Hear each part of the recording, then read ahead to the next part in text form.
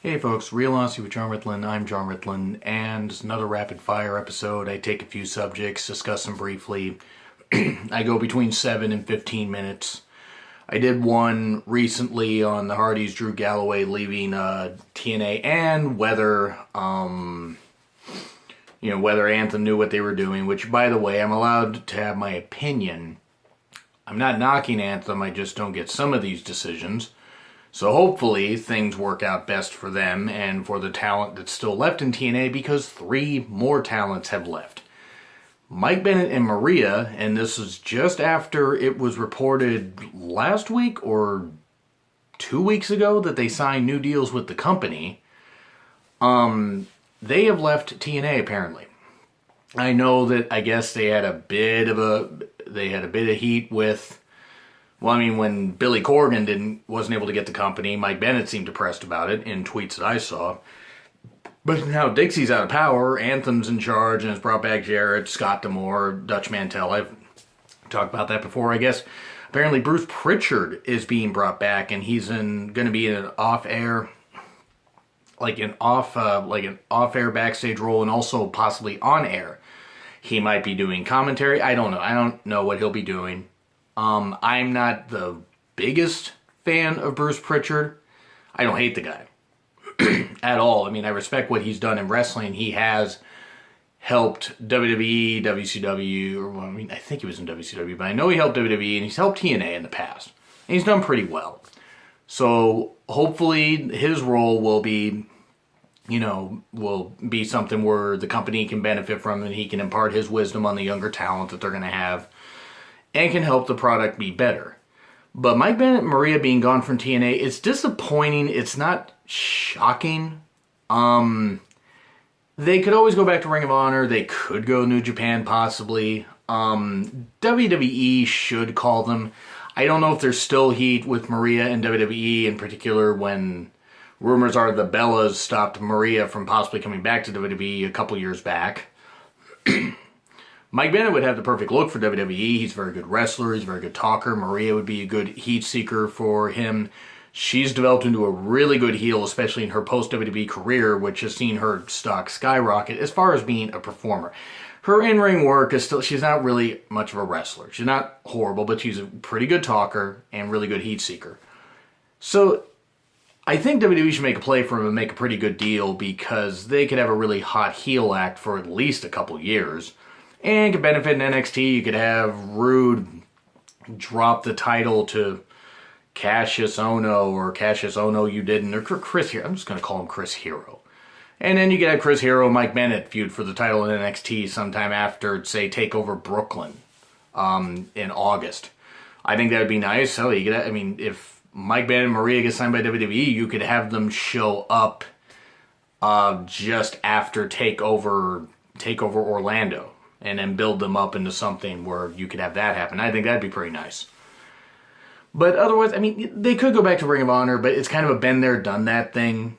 WWE should make a play for them, but it's a bit of a blow to TNA, because Maria developed into a pretty good performer on the TNA stage after doing well in Ring of Honor, and same with Mike Bennett. So that whole thing with the Miracle, I guess the miracle is they're out of TNA, and hopefully they're going to get paid better and get a better offer. I don't know if TNA's been still having money issues, but they've been cutting a lot of talent, so you kind of have to wonder. Jade, apparently, is gone from TNA also. Now, that's disappointing. That's very disappointing.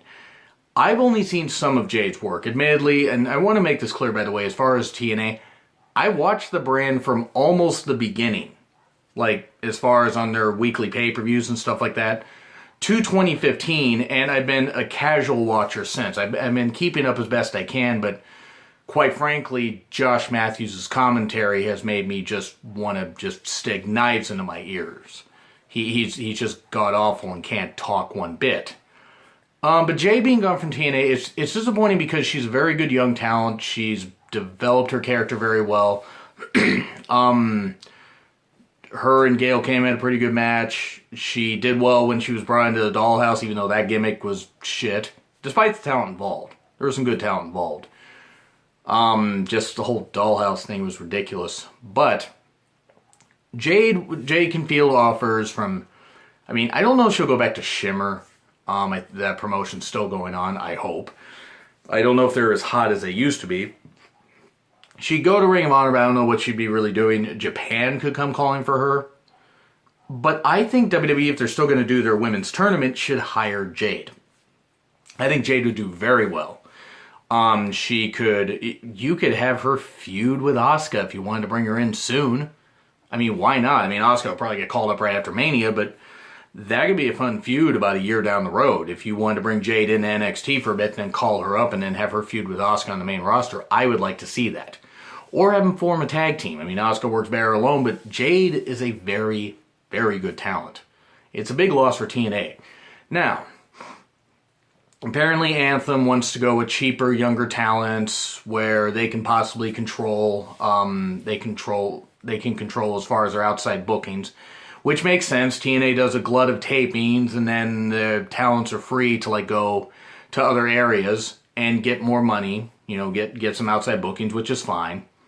And again, Anthem wanted to have control over that. You know, at least some control over it. They're paying people quite a bit of money. But the problem is that this idea works in the sense that getting rid of talents like the Hardys and maybe even Lashley later this year, even though he's doing well, he's 42, or going to be 42 this year. And maybe getting rid of some of the bigger talents and building with some youth is a good idea. The question is that they want to keep going cheaper, like, you know, cheaper, hiring some people and building the names. What happens after, say, if it's a 2-year contract, these talents get a name and they want to go to WWE? Well, then you're right back where you started and you got to put people, you know, build people back up, and then it's a revolving door. That's the only downside to something like this. There could be a tremendous upside because there's a lot of really good young talents that TNA could sign and hopefully do well. And I mean, TNA, Impact, I mean, I guess there's rumors they could have a rebranding and be Global Force Wrestling, or you can combine both those rosters, which would be nice. It would get Global Force Wrestling more exposure. It would get rid of the TNA name. Could make it Impact Wrestling or whatever. I would like to see Impact Wrestling succeed. More companies mean more places for the talents to go, more money, and all that. It's just, this is going to be such a rebuilding process. I hope Anthem can succeed. Because this is really Impact Wrestling's last chance. I can't see any other people buying them if Anthem suddenly decides they just want to get rid of them. I'm not saying they will, but if they do, no other company is going to want to take them. I mean, Jarrett, even if Jarrett has deep pockets, I don't think can float the company. So hopefully everything works out, and this new idea, or this idea of bringing in cheaper talents, you know, talents at low money offers, decent money offers, but lower than some of the bigger names, and younger talents, they can build up a really good roster. It might take a year, might take 2, but hopefully it works out. And hopefully they can get on a better channel than Pop TV. Maybe since Dixie's out of the picture, Jarrett could try to go back to Spike. Maybe Spike will want to bring him back. But just hopefully they can get on a better channel. Because Pop TV, while it's in some good homes, they don't get enough ad money. They need to get better. They need to get better money for their ads, and, you know, get a better time slot and this kind of stuff. There's a lot of rebranding to do, so hopefully Impact Wrestling can do that. So I just want to take a moment, by the way, to say that if people say I don't know anything about Impact Wrestling, admittedly, I don't know as much as I used to when I watched it all the time, but I don't hate TNA or want it to fail. And I'm not going to pronounce that TNA's dead or is going to die, because people have been doing that for a number of years, myself included, while I haven't wanted it to happen. Hopefully they succeed, because no company should have to go out of business. And if Anthem does actually manage to make this thing succeed, great for them, because TNA was at a dark, dark place before Anthem took over. Maybe they can get back out and tour a little more and get some live event stuff, and they can promote stuff and get some crowds there. That would be good for the company. So we'll see what happens. So anyway, do you agree? Do you disagree? Like, share, comment, subscribe. Twitter link is always in the description. It's been Real Honesty with John Ritlin. I'm John Ritlin. I will see you soon.